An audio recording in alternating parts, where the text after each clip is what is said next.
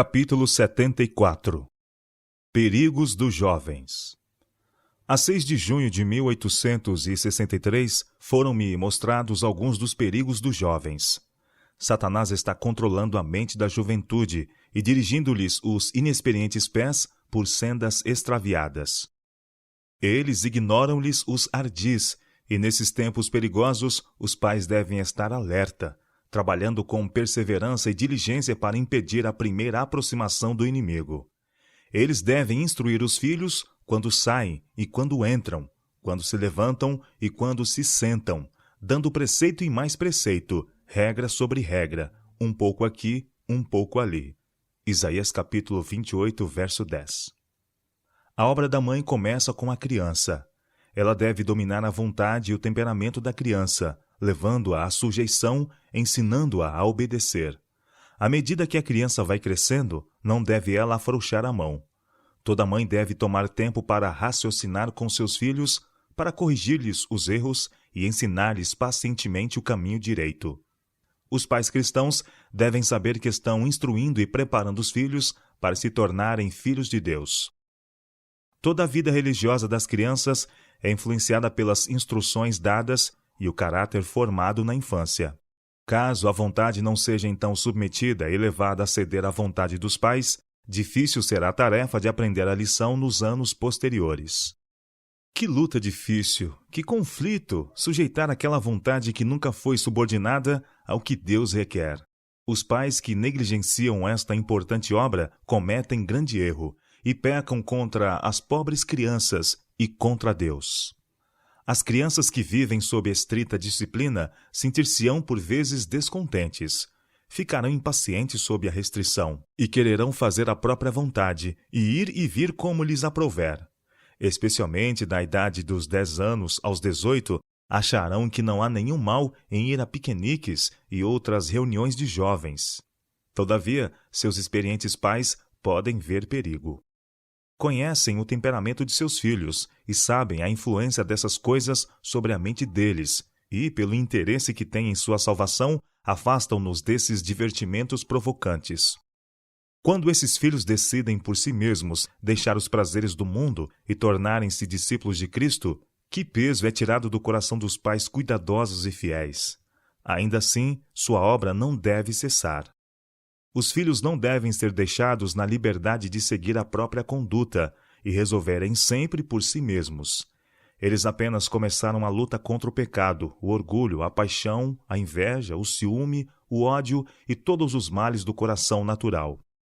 E os pais precisam vigiar e aconselhar os filhos, e resolver por eles, e mostrar-lhes que, se não prestarem voluntária e satisfeita obediência a seus pais, não podem obedecer voluntariamente a Deus, sendo-lhes impossível ser cristãos. Os pais devem animar os filhos a confiar neles e desabafar com eles o coração quando têm desgostos e em suas pequenas contrariedades e provas diárias. Assim podem os pais aprender a compadecer-se dos filhos e podem orar com eles e por eles, para que Deus os proteja e guie. Devem encaminhá-los a seu infalível amigo e conselheiro, o qual será tocado pelo sentimento das fraquezas deles, pois em tudo foi tentado, como nós somos, mas sem pecado. Satanás tenta os filhos a serem reservados com os pais e a buscar como confidentes seus jovens e inexperientes companheiros. Aqueles que não podem ajudar, antes lhes dão maus conselhos. Moças e rapazes juntam-se, conversam, riem, gracejam e afastam a Cristo do próprio coração e os anjos de sua presença, em virtude de sua tola tagarelice. Inúteis conversas sobre os atos de outros, sobre este rapaz e aquela moça, fazem definhar os pensamentos e sentimentos nobres e devocionais, e expelem do coração os desejos bons e santos, deixando-o frio e destituído de verdadeiro amor para com Deus e a sua verdade. Os filhos seriam poupados a muitos males, fossem eles mais familiares com seus pais.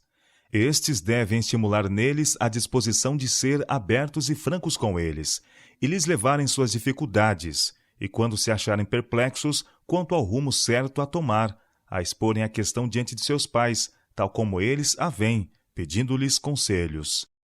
Quem é tão capaz de ver e indicar o perigo que eles correm como os pais piedosos? Quem pode, como eles, compreender o temperamento particular dos próprios filhos? A mãe que observou toda a disposição de espírito desde a infância, estando assim familiarizada com a natural inclinação, está mais bem preparada para aconselhar seus filhos. Quem pode dizer tão bem quais os traços de caráter a combater e restringir como a mãe, ajudada pelo pai? Os filhos cristãos preferem o amor e a aprovação de seus pais tementes a Deus a toda a bênção terrena.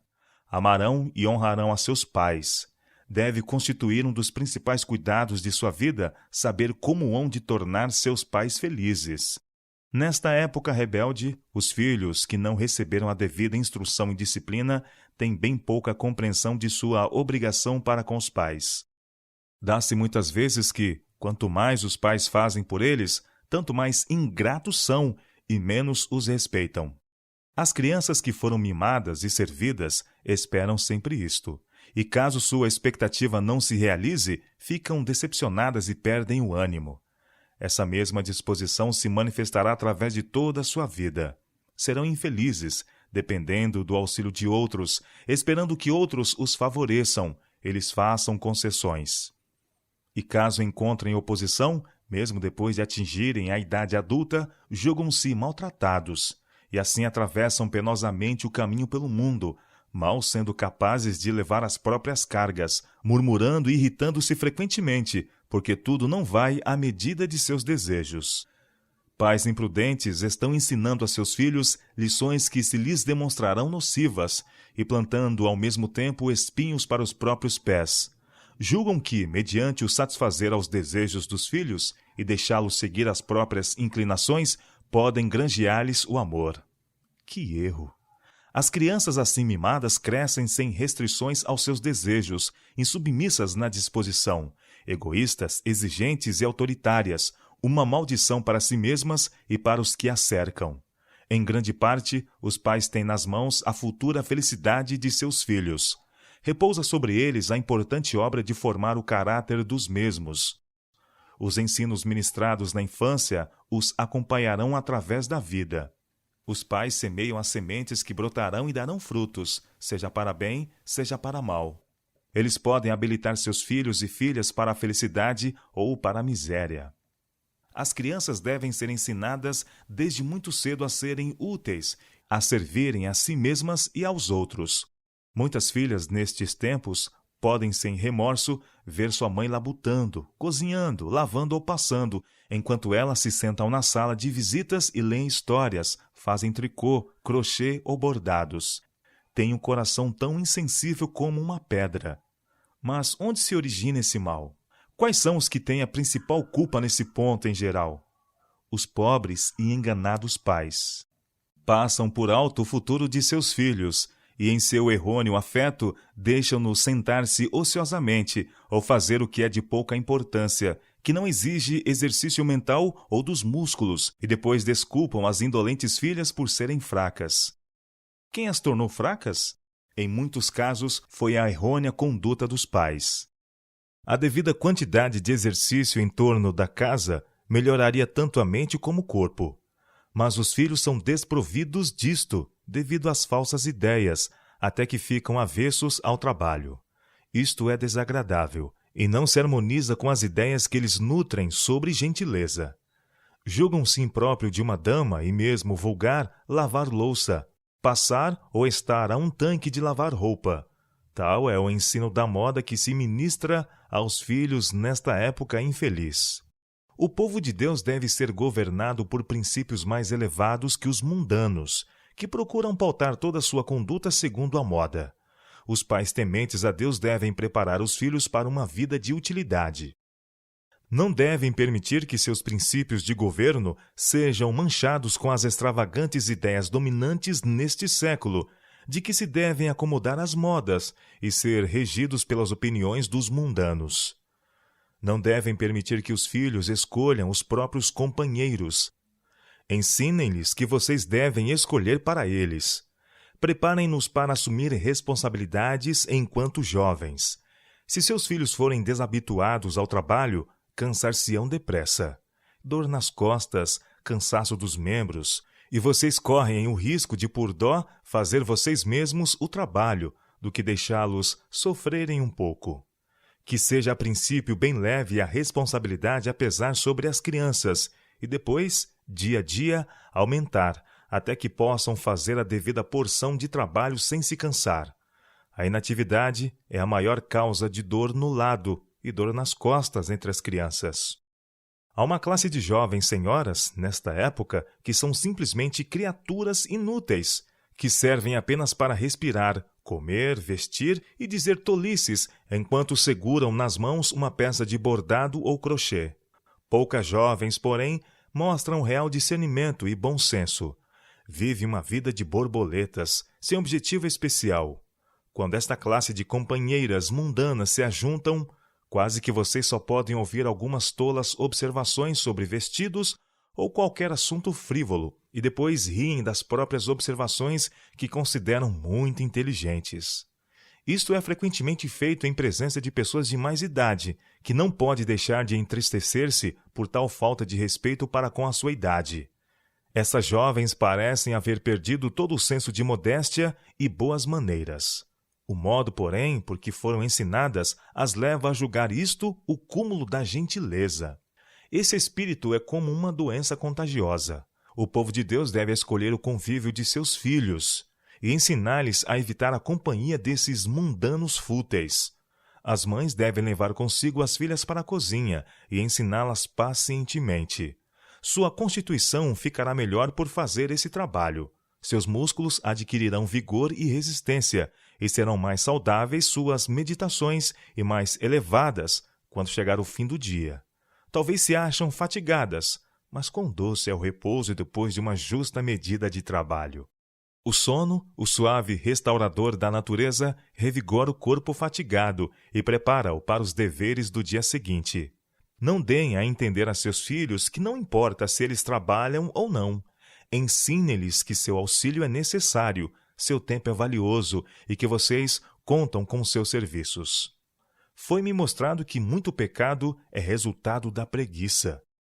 Mãos e mentes ativas não acham tempo para dar ouvidos a toda a tentação sugerida pelo inimigo. As mãos e os cérebros ociosos, porém, estão sempre em condições de ser controlados por Satanás. Quando não devidamente ocupada, a mente demora-se em coisas impróprias. Os pais devem ensinar a seus filhos que a ociosidade é pecado. Foi-me mostrado este texto. Eis que esta foi a maldade de Sodoma, tua irmã.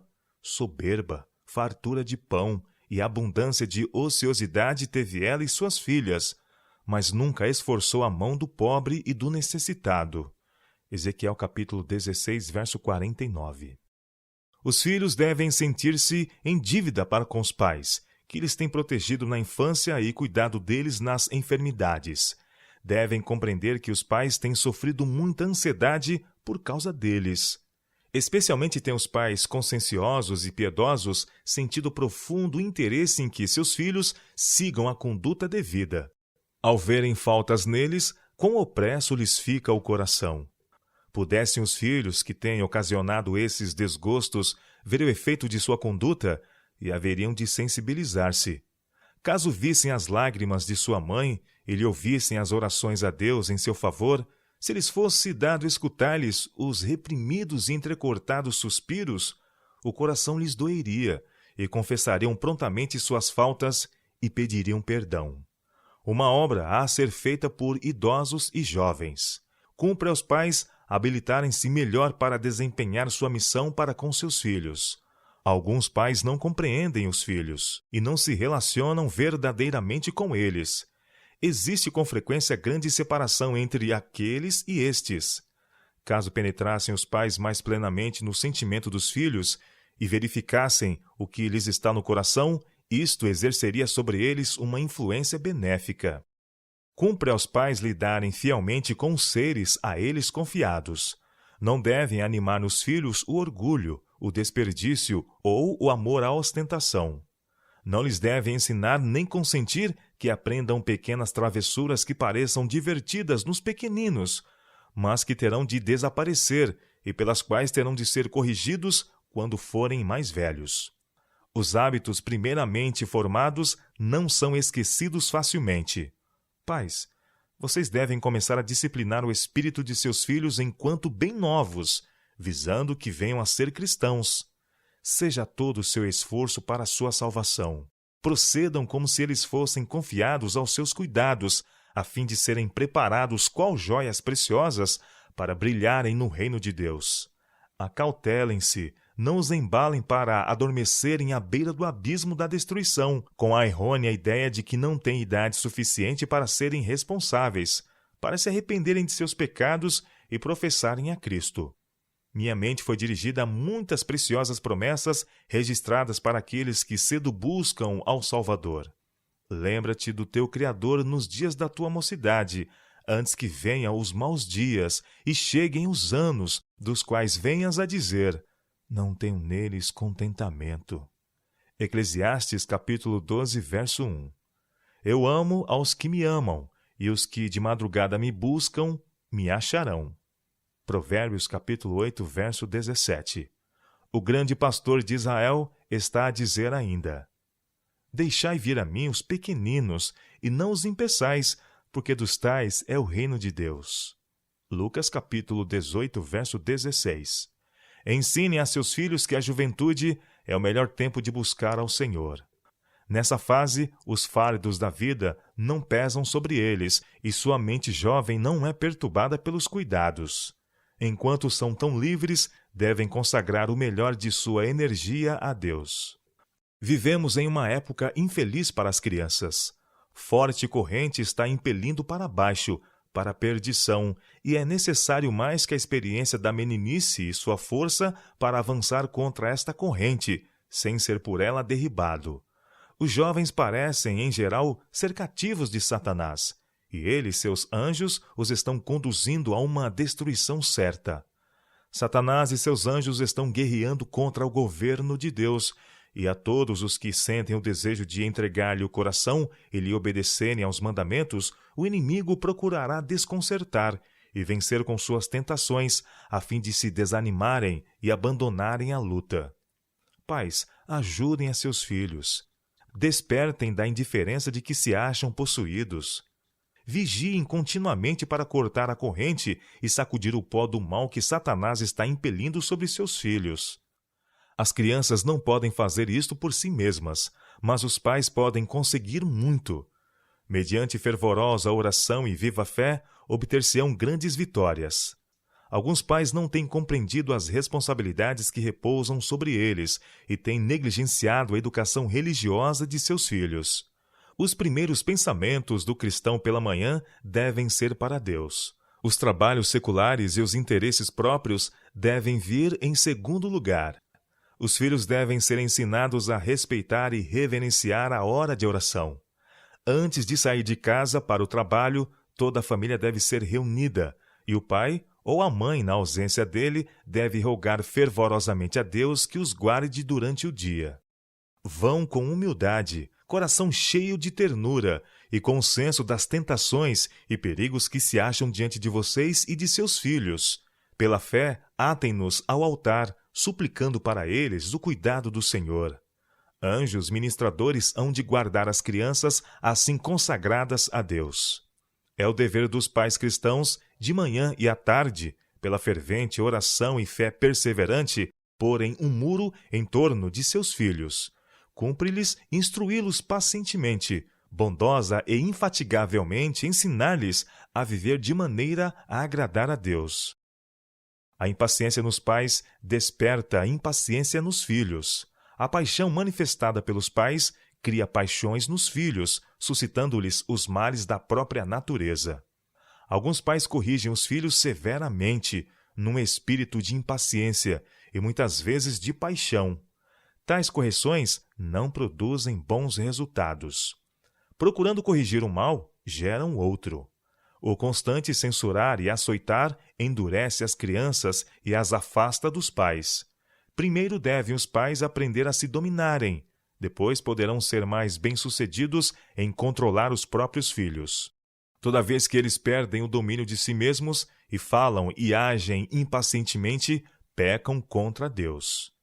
devem antes raciocinar com os filhos, apontar-lhes claramente seus erros, mostrar-lhes seu pecado e impressioná-los com o pensamento de que não somente pecaram contra seus pais, mas contra o Senhor. Tendo o próprio coração submisso e cheio de piedade e dor por seus filhos errantes, orem com eles antes de corrigi-los. Então a disciplina não os levará a lhes aborrecerem. Hão de amá-los. Verão que não os castigam por haverem contrariado vocês, ou porque desejam descarregar sobre eles seu desagrado, mas por um sentimento de dever, para seu bem, para não serem deixados a crescer no pecado. Alguns pais têm deixado de dar aos filhos educação religiosa e também negligenciado sua instrução escolar. Nenhuma nem outra devia ter sido esquecida. A mente das crianças é ativa e, caso não seja empregada em trabalho físico ou ocupada no estudo, estará exposta às más influências. É pecado os pais permitirem que seus filhos cresçam na ignorância. Devem fornecer-lhes livros bons e interessantes e ensiná-los a trabalhar, a terem horas de labor físico e horas para dedicarem ao estudo e à leitura. Os pais devem buscar elevar a mente de suas crianças e desenvolver-lhes as faculdades mentais. A mente deixada a si mesma, inculta, é geralmente baixa, sensual e corrupta. Satanás aproveita sua oportunidade e educa as mentes ociosas. Pais, o anjo relator escreve toda a palavra impaciente, irritada que vocês dirigem a seus filhos. Todo o fracasso de sua parte em ministrar-lhes o devido ensino e mostrar-lhes a excessiva malignidade do pecado e o resultado final de uma conduta pecaminosa é registrado contra seu nome. Toda palavra descuidada proferida diante deles, negligentemente ou em gracejo, toda palavra que não seja pura e elevada, o anjo relator assinala como uma mancha em seu caráter cristão. Todos os seus atos são registrados, sejam eles bons ou maus. Os pais não podem ser bem-sucedidos no governo dos filhos enquanto não houverem primeiro aperfeiçoado o domínio de si mesmos. Precisam primeiro aprender a subjugarem a si, a dominarem as próprias palavras e até a expressão da fisionomia. Não devem permitir que as inflexões de sua voz sejam perturbadas ou agitadas pela exaltação e a paixão. Poderão assim exercer decidida influência sobre os filhos. As crianças talvez desejem fazer o que é direito, talvez se proponham no coração a ser obedientes e bondosas para com seus pais ou responsáveis, mas necessitam da parte deles auxílio e animação. Farão boas resoluções, mas a menos que seus princípios sejam fortalecidos pela religião e sua vida influenciada pela renovadora graça de Deus, deixarão de atingir o alvo. Cumpre aos pais redobrarem seus esforços pela salvação dos filhos. Devem instruí-los fielmente, não permitindo que obtenham como melhor puderem a própria educação. Não se deve permitir que os jovens aprendam o bem e o mal indiscriminadamente, com a ideia de que um dia, no futuro, o bem predominará e o mal perderá sua influência. O mal aumentará mais depressa do que o bem. É possível que o mal que eles aprenderam seja desarraigado depois de muitos anos. Mas quem se arriscará a isto? O tempo é breve. É mais fácil e muito mais seguro semear sementes puras e boas no coração de seus filhos, do que arrancar mais tarde as ervas ruins. Vigiar para que influências ambientais não tenham efeito daninho sobre os filhos. É seu dever escolher os companheiros para eles e não permitir que eles mesmos os escolham. Quem cuidará disto? Quem cuidará disto se os pais não fizerem? Poderão outros ter por seus filhos o interesse que vocês mesmos devem ter? Podem eles ter aquele constante cuidado e profundo amor nutrido pelos pais? Os filhos dos observadores do sábado talvez se tornem impacientes com a restrição e julguem os pais muito estritos. É possível até que se levantem maus sentimentos em seu coração e que eles nutram ideias de descontentamento. Fiquem ressentidos contra os que estão trabalhando pelo seu bem presente, futuro e eterno. Se, porém, a vida lhes for poupada por alguns anos, hão de bendizer os pais, por aquele estrito cuidado e fiel vigilância sobre eles nos anos de sua inexperiência. Os pais devem expor e simplificar o plano da salvação a seus filhos, de modo que o tenro espírito dos mesmos o possa compreender. As crianças de 8, 10 ou 12 anos já têm idade suficiente para serem dirigidas ao tema da religião individual. Não ensinem seus filhos com referência a um tempo futuro em que eles terão idade suficiente para se arrependerem e crerem na verdade. Caso sejam devidamente instruídas, crianças bem novas podem ter ideias corretas quanto a seu estado de pecadores e ao caminho da salvação por meio de Cristo. Os pastores são em geral bastante indiferentes para com a salvação das crianças e não se dirigem a elas tão pessoalmente como devem. Passam desaproveitadas com frequência áureas oportunidades de impressionar a mente delas. A má influência em torno de nossos filhos é quase avassaladora. Ela lhes está corrompendo a mente e arrastando-os à perdição. O espírito da juventude é naturalmente inclinado à leviandade, e nos verdes anos, antes de o caráter estar formado e o discernimento amadurecido, manifestam frequentemente preferência por companheiros que exercerão nociva influência sobre eles. Alguns se afeiçoam a pessoas de outro sexo, contrariando aos desejos e rogos dos pais, e transgridem o 5º mandamento com o desonrá-los assim. É dever dos pais vigiar o sair e o entrar dos seus filhos. Devem estimulá-los e apresentar-lhes incentivos que os atraiam ao lar e que os façam ver o interesse que os pais neles têm. Os líderes de família devem tornar o lar aprazível e alegre.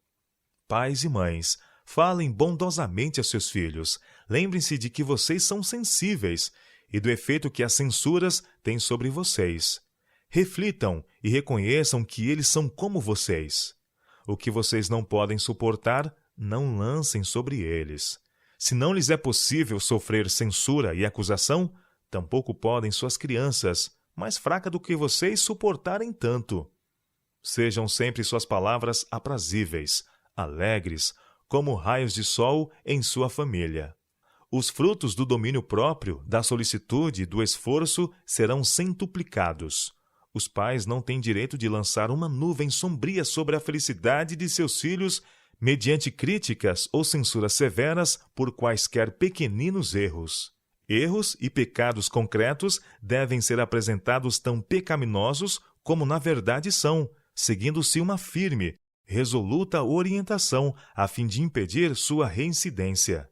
As crianças precisam ser impressionadas com o senso de seus erros.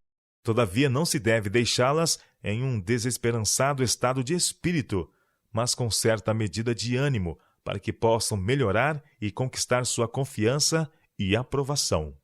Alguns pais se enganam em dar a seus filhos demasiada liberdade. Têm, por vezes, tanta confiança neles que não lhes veem as faltas.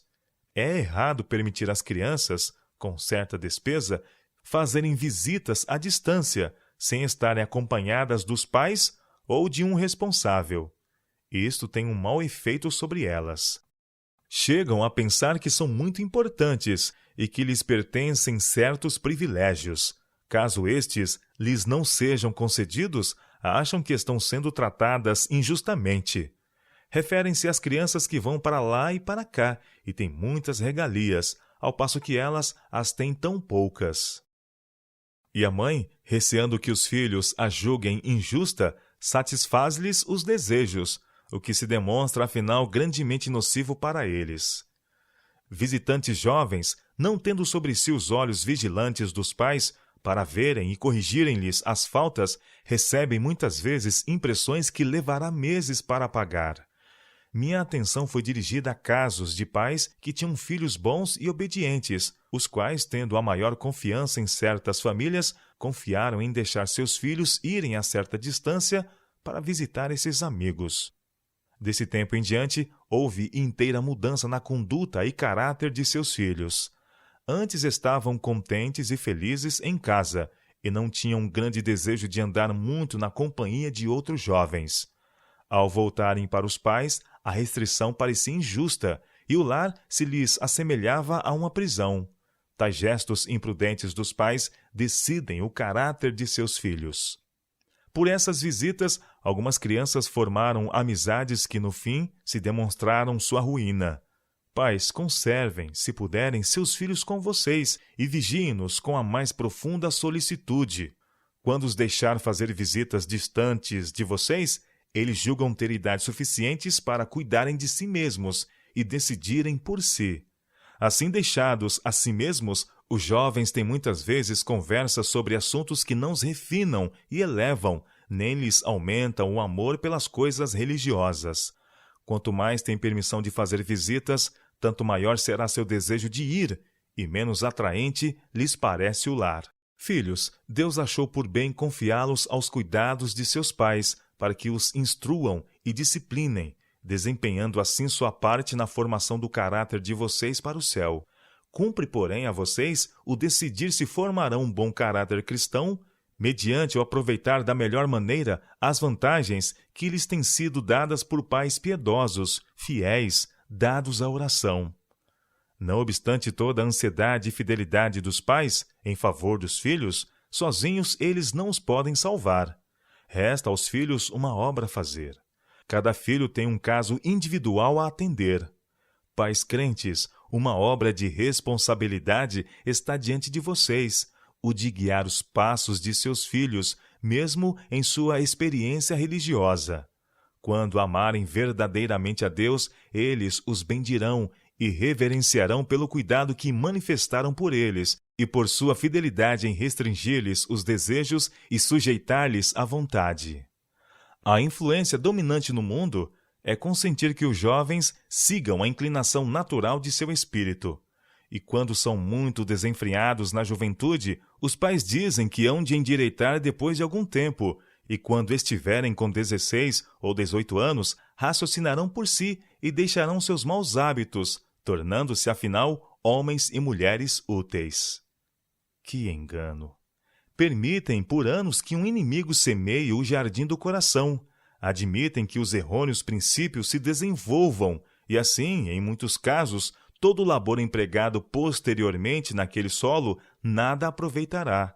Satanás é um astucioso e perseverante operário, um inimigo mortal. Quando quer que uma palavra inadvertida for dita para prejuízo da juventude, seja em lisonja, seja para fazê-los considerar com menos aversão a algum pecado, Satanás aproveita-se disto e nutre a má semente, para que ela deite raiz e dê colheita abundante. Alguns pais têm permitido que os filhos formem maus hábitos, cujos vestígios poderão ser vistos através de toda a vida. Esses filhos podem professar cristianismo, todavia, sem uma obra especial da graça em seu coração e uma completa reforma na vida, seus hábitos passados se manifestarão em toda a sua existência e ostentarão justamente o caráter que os pais permitiram que eles formassem. A norma da piedade é tão baixa entre os professos cristãos em geral que os que desejam seguir a Cristo em sinceridade acham essa tarefa muito mais trabalhosa e difícil do que de outro modo lhe seria. A influência dos professos cristãos mundanos é prejudicial aos jovens. A massa dos cristãos professos tem removido a linha divisória entre os cristãos e o mundo, e ao passo que professam viver para Cristo, estão vivendo para o mundo. Sua fé não tem senão uma pequena influência em restringir-lhes os prazeres, enquanto professam ser filhos da luz, andam em trevas, e são filhos da noite e das trevas. Os que andam nas trevas não podem amar a Deus e desejar sinceramente glorificá-lo. Não se acham iluminados para discernir a excelência das coisas celestiais e, portanto, não as podem amar. Professam ser cristãos porque isto é honroso, e não há para os seus ombros uma cruz. Seus motivos são frequentemente egoístas. Alguns desses professos cristãos podem entrar na sala de baile e participar de todos os divertimentos que ela oferece. Outros não chegam a esse ponto, mas sentem-se na liberdade de participar de reuniões de prazer, piqueniques, quermesses e espetáculos. E o mais atento dos olhos não poderia discernir nesses professos cristãos um sinal de cristianismo. Uma pessoa não distinguiria em seu aspecto qualquer diferença entre eles e o amor dos incrédulos. O professo cristão, o dissoluto, o franco escarnecedor da religião e o declarado profano misturam-se todos como um só, e Deus os considera como um só no espírito e na prática. Uma profissão de cristianismo sem a fé e as obras correspondentes de nada aproveitará. Homem algum pode servir a dois senhores. Os filhos do maligno são servos de seu senhor. De quem se fizeram servos para lhe obedecer, desses serão servos, e não podem ser servos de Deus enquanto não renunciarem ao diabo e a todas as suas obras.